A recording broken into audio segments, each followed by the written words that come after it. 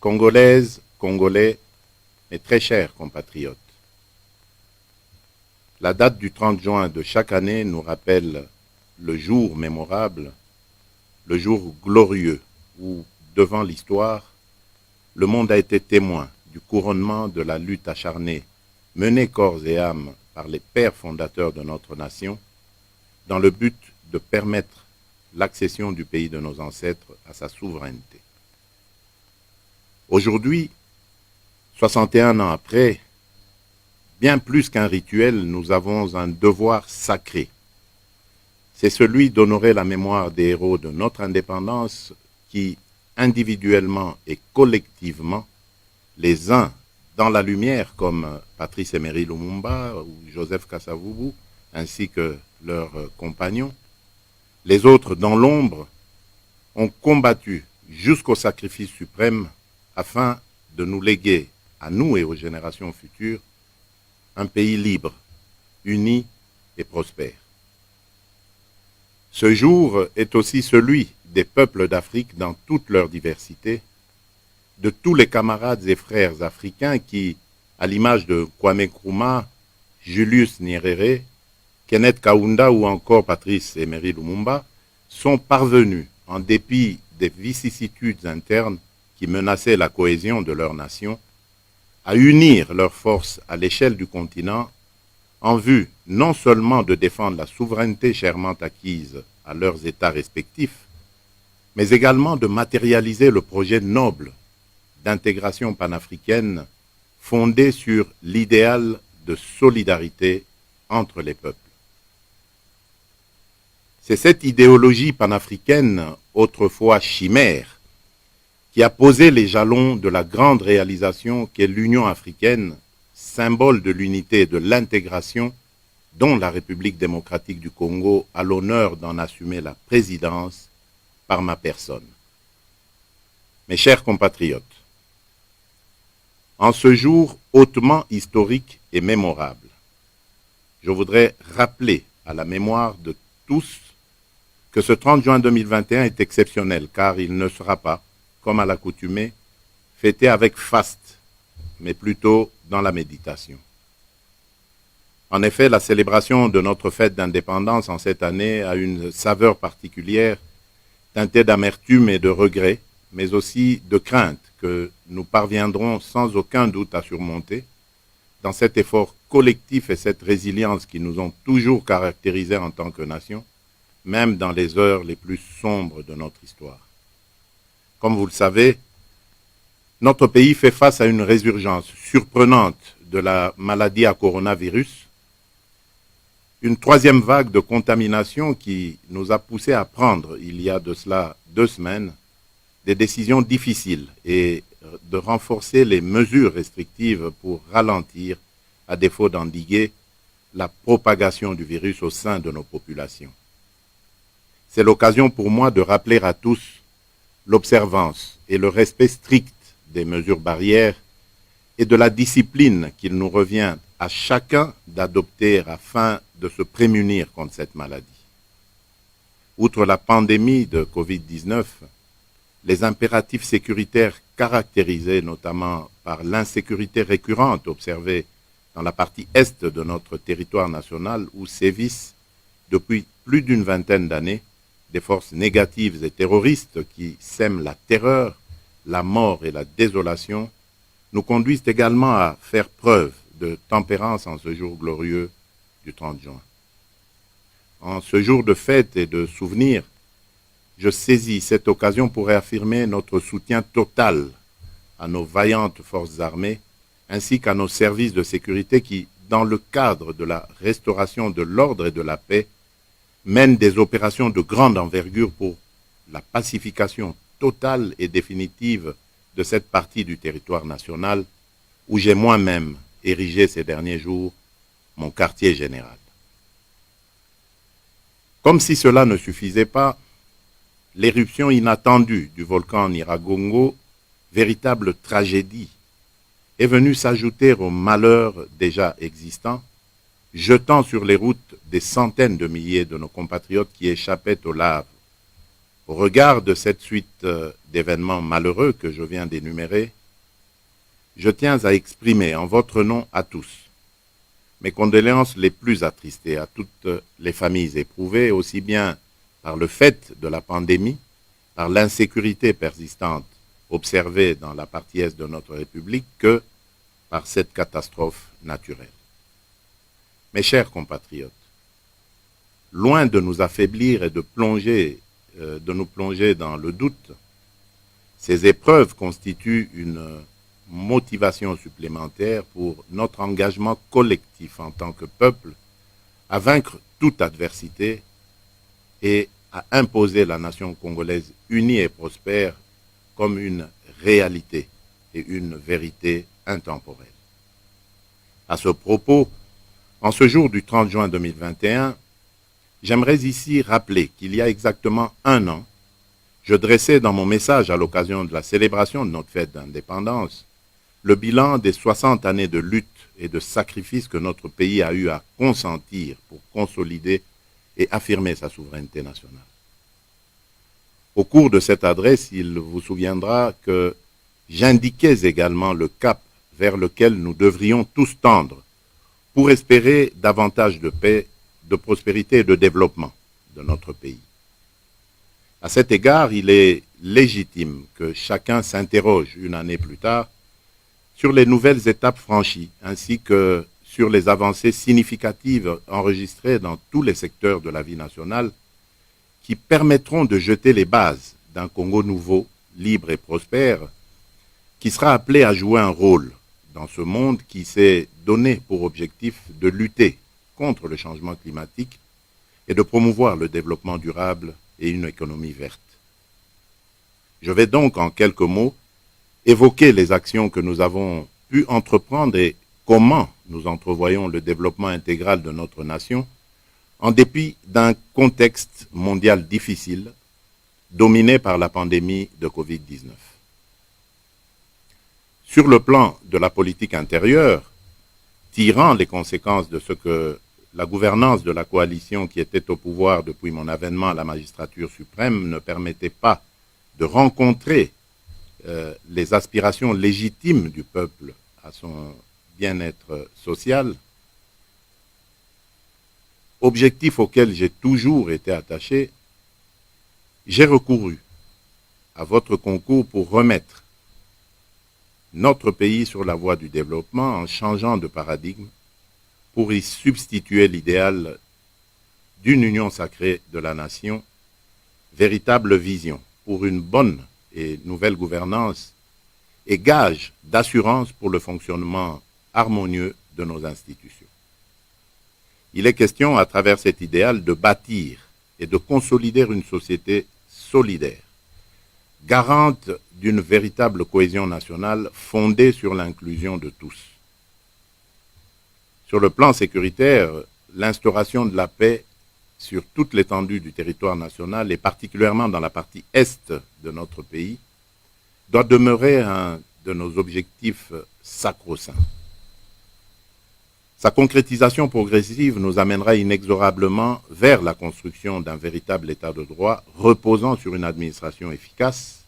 capable de mieux gérer et de mieux défendre nos frontières, ainsi que d'exercer l'autorité de l'État sur toute l'étendue du territoire national. C'est dans cette optique que j'ai proclamé en date du 3 mai 2021 l'état de siège dans les provinces de l'Ituri et du Nord Kivu,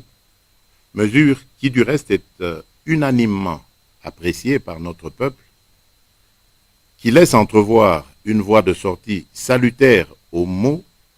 et à la gangrène qui se sont ancrés dans ces zones, aux grandes dames de nos populations.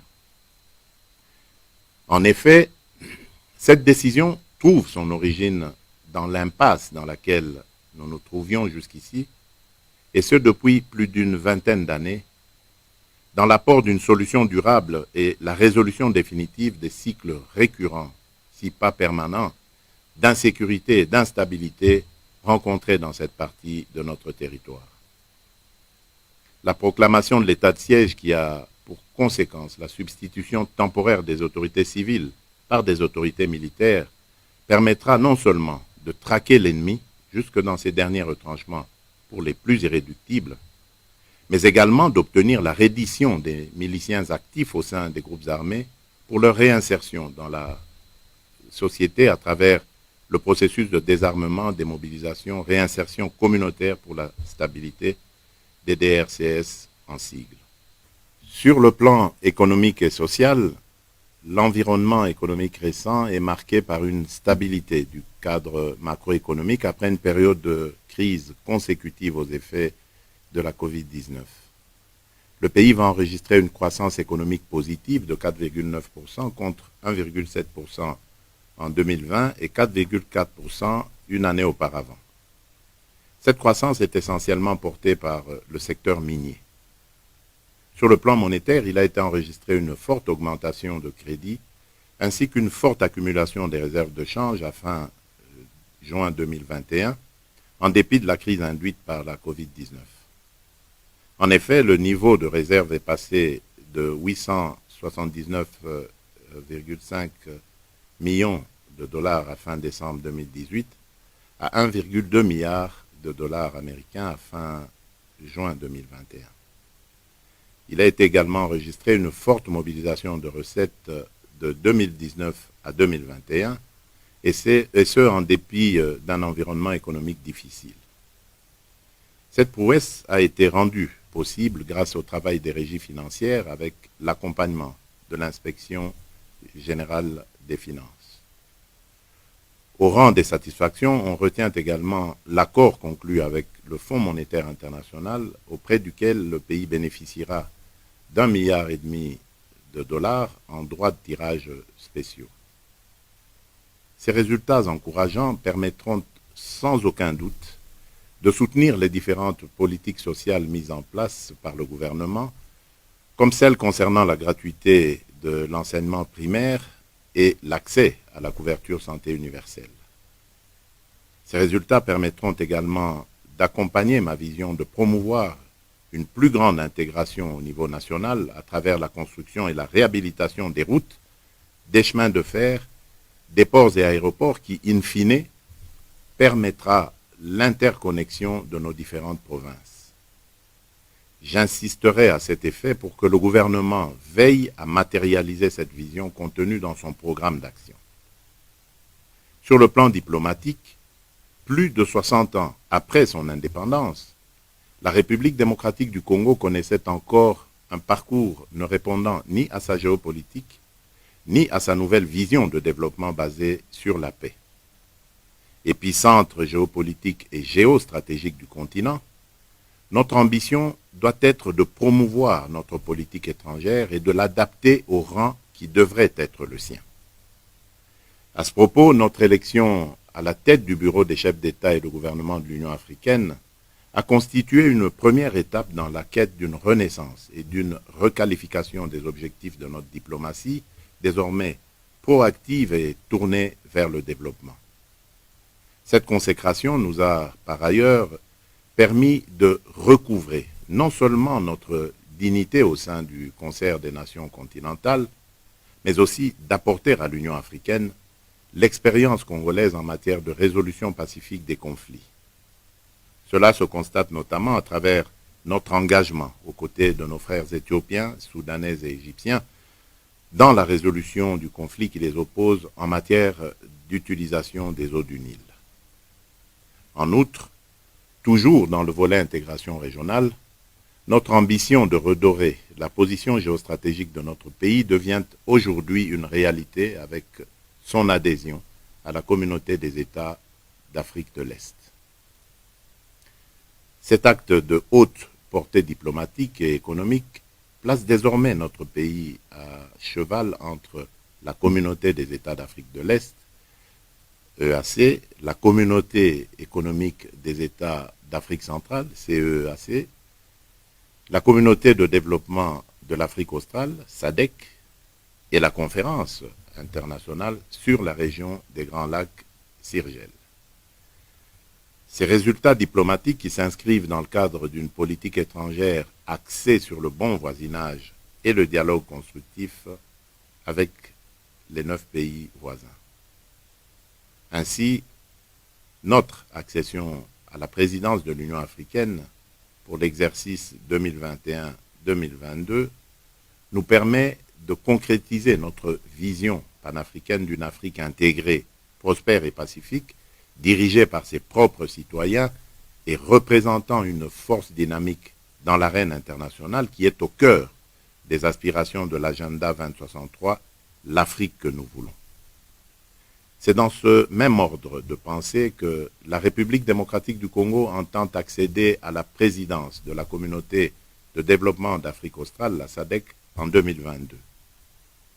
Il me faudrait aussi faire mention du rôle actif de notre pays dans l'Organisation internationale de la francophonie, l'OIF, en notre qualité de premier pays francophone. Et c'est ici le lieu de réaffirmer la ferme détermination de notre pays d'organiser l'année prochaine à Kinshasa la 9e édition des Jeux de la francophonie. Dans cette nouvelle vision d'ouverture de la politique intérieure et extérieure de notre pays, les espoirs sont permis avec comme finalité l'amélioration soutenue de la vie sociale de notre peuple. Sur le plan environnemental, nous n'avons cessé de réitérer notre ferme engagement pour la mise en œuvre de l'accord de Paris afin de contribuer à la lutte globale contre le changement climatique.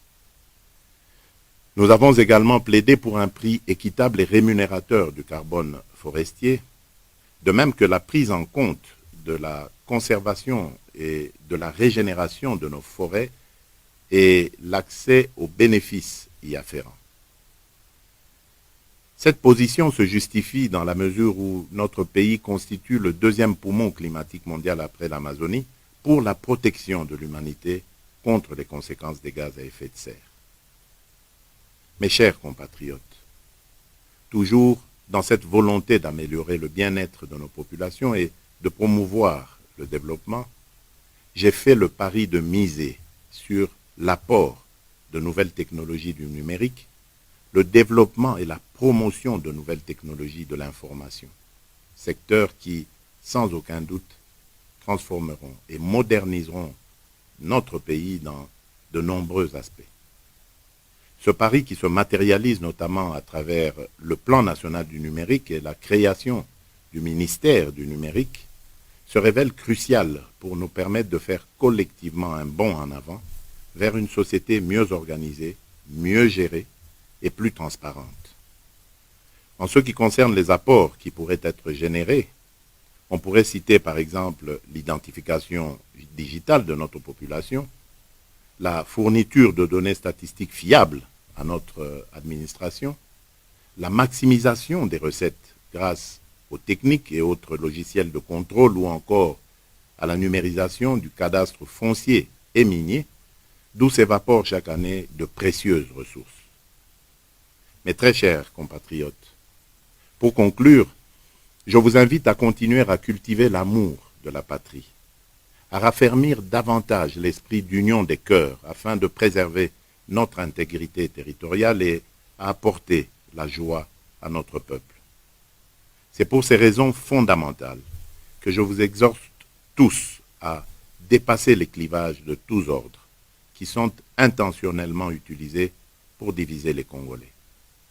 J'aimerais rappeler que notre hymne national est symbolique et incarne la profession de foi des pères de notre indépendance. Donnons corps à son esprit et à sa lettre par notre engagement patriotique au quotidien. Dressons donc nos fronts et donnons-lui le rayonnement qu'il mérite. Ensemble, édifions ce nouveau Congo où il fera réellement bon vivre. Je vous souhaite à tous une bonne et heureuse fête de l'indépendance. Que Dieu bénisse la République démocratique du Congo. Je vous remercie.